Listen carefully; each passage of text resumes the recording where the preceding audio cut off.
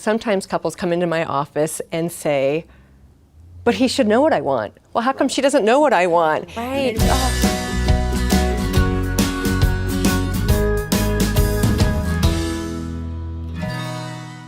In a relationship, it's incredibly important to be able to ask for what you need.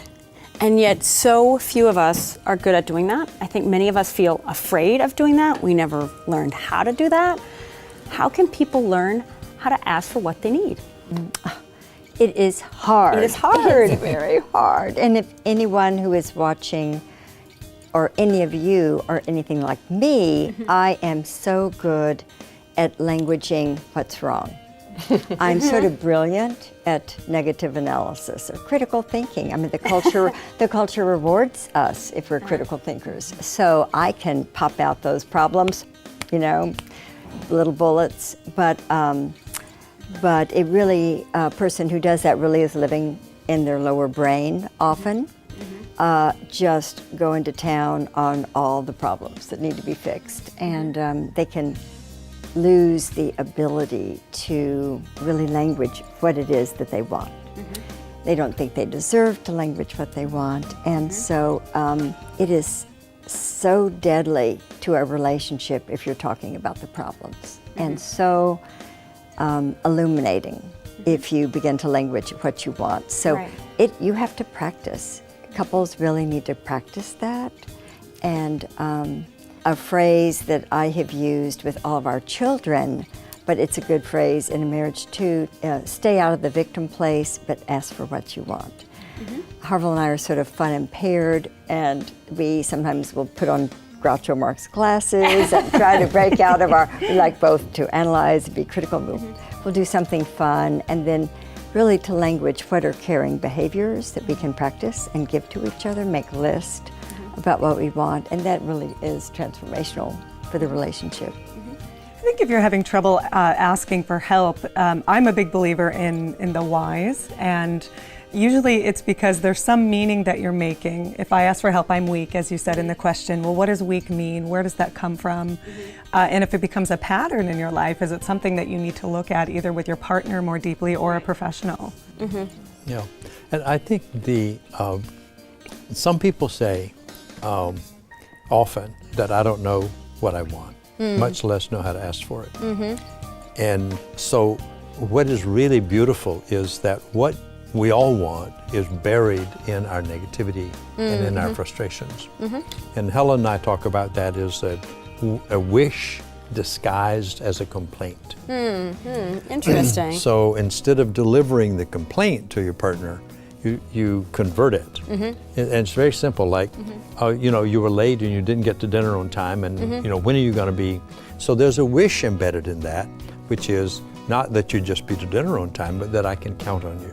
But Harville, do you think the reason that is phrased as a complaint, because it's so scary to ask for what we want, because you may say no, right? And so I feel like, it takes a lot of courage to phrase it as a wish, because it's easy to say, here's what it is. It feels like there's a lot of vulnerability when you phrase it as a wish. There is a vulnerability in it, because then you could get a no. Right. But we've discovered there's also a lack of awareness that the frustration is an embedded wish. And so, of course, what happens when you're expressing a frustration, you unconsciously anticipate the person knows what you want, and if I criticize you enough, you'll give me what I want. And that's an unconscious expectation and very negative process. So you have to say, well, what am I complaining about? Okay, what do I want? Which if I got it, I wouldn't be complaining. So it's actually a thought transformation process, and it really transforms the relationship, because when I come to Helen with a complaint, I'm going to get one response. No matter how good she is, I'm going to trigger her cortisol. Right. I'm going to put it in my defense. And she's going to put up a defense. Even if I can't see it and she doesn't become defensive, her brain is designed to hear a negative as a potential danger. But if I come and say, Helen, here's what I would really like, then she has instructions about what to do. Right, then it's not threatening. And it's not threatening. Well, and it gives me a chance to succeed. Yes, Right. yes. In terms of succeeding, sometimes couples come into my office and say, but he should know what I want. Well, how come Right. she doesn't know what I want? And we have to really go back to the basics about how to relate to people. I mean, they're relating to each other in many, many ways, and some of those ways they work really well as partners, but in terms of getting the love that they want emotionally from each other, to just get to the very basics of, okay, that person is separate from me, because there's something symbiotic also about expecting that someone else knows what we want, right? But no, even if it feels symbiotic sometimes in negative ways or even in positive ways, we are all separate people sitting here. We cannot read each other's minds. Right. And we need to be able to say, this is what I want, this is what I need. And it's really going back to the basics, just like we teach our children about how to communicate. How are you today? You know, how was that food? What do you need? Is that good? Does that fit? Does that work? I think too, though, what's happening is if I make it about myself, I'm not very centered in that sometimes as a participant in a relationship, but I know what I want you to change.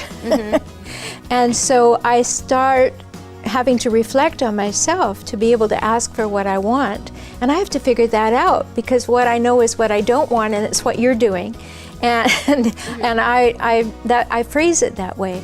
So learning to be able to realize we're not married to mind readers or in relationship with mind readers, but to realize it's loving to be able to tell our partner what we want so they get a chance to show up and give it to Right, us. exactly. It's such a Right. gift. Yeah, It's there's called no- empowering the partner. It is. It Yeah. is. This has been such a fascinating and inspiring discussion. It can be really scary to ask for what you need or to grant it, to express it as a wish, but it is a absolute imperative if you want to get close and you want to give your partner a chance to give you what you need. If you can't and don't ask for it, you don't give them a chance to grant it. So you've got to ask.